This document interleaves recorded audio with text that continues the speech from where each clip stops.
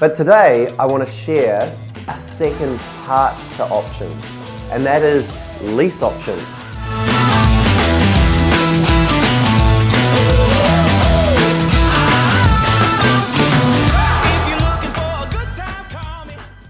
Hi, my name's Kyron and I'm one of the mentors here at Wealth Mentor.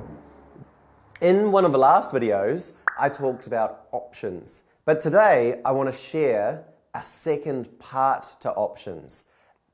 So what is a lease option? A lease option is made up of two parts, the lease and the option. The lease being taking possession of the property, and the option being, as I explained in my previous video, the option but not the obligation to purchase that property. So how might you utilize it? Well, first off, let's take a look at it from the vendor's point of view. The vendor selling the property via lease option is simply a rent to buy.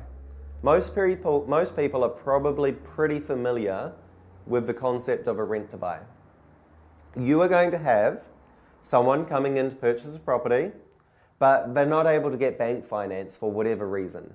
It could be that they've been bankrupted, they're new to the country, new immigrant, they might be self-employed.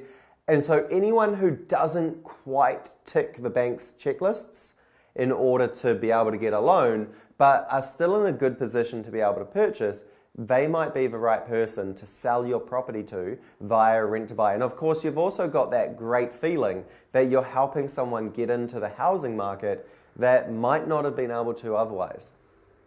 So the key components to a lease option are the option and the lease. The option being the option to purchase it, which is the time period, the option fee, and the purchase price.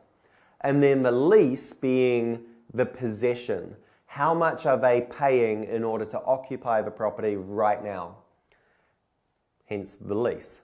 And so if I was to sell it to someone via a lease option, then they would typically pay me an option fee up front, akin to a deposit. They would then pay a lease, which is usually a little bit above market rate. Typically, they would then pay an option on top of that lease, which is actually going to come off the balance of what they owe. And then you would also have that sale price. So what is the actual price you're selling it for? And again, typically this would be a little bit above the market value today because they're going to be buying it over a certain time period. Now, the great thing about a lease option for your purchaser is that if property prices go up in the meantime, well, they actually get all the capital gains. If they come in and they renovate and they increase the value of that property, then they get those capital gains, provided that they do actually settle and purchase the property. So what if the tables were flipped and you were buying via a lease option? Well, you would be looking for a vendor who's either friendly to what you're trying to do and wants to help you get into the market, particularly if you're a homeowner. If you want to buy your first home, you don't have the deposit or the bank finance in order to get into your first home, then a lease option might work for you. But even as an investor, we can still purchase properties via lease options. Let's say I've found someone who has lost their job, their property is negatively geared, meaning it's actually costing them money to hold it. And I can come in with my professional investor's brain, with all the knowledge and education I've received, and I can find a way to make that property positively geared, that is cash flows and puts money in my bank account. Then I can utilize that to, one, pay an option fee to get the option but not the obligation to purchase the property over a set time period where we've agreed on how much I'm going to buy it for.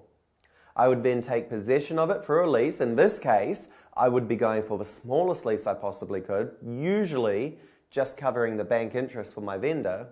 And then I would put a tenant in there who's going to rent it and pay me that excess. Does that make sense?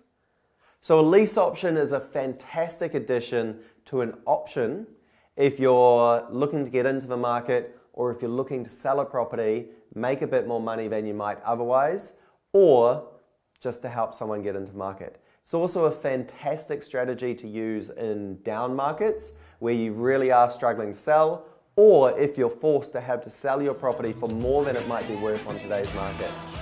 As always, please like, subscribe, and leave a comment down below of what your biggest aha moment was from this video.